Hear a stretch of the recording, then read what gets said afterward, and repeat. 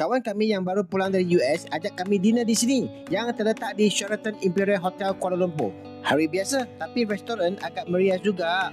Saya mana pandai order, biar kawan yang order. Saya hanya pandai makan.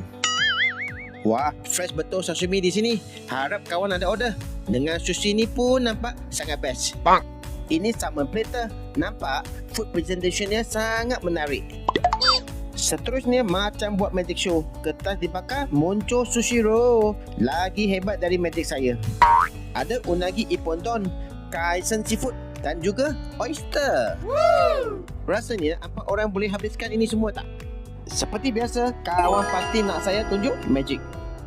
Nasib baik manager tak nampak. Kalau tidak, pasti kena ban nanti. Ini sedap. Phoenix roll penuh dengan salmon dan prawn tempura. Walau, sashimi sini memang fresh gila. Seakan-akan salmon tu masih hidup dalam mulut saya.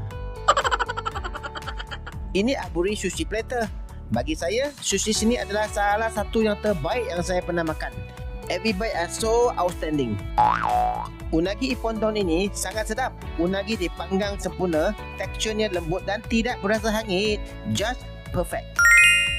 Kaisen seafood yang ada salmon, tiger prawn, scallop dan sotong is a must for seafood lover. Fantastic.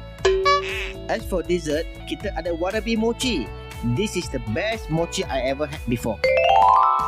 Overall, tempat ini memang satu hidden gem for Japanese food lover.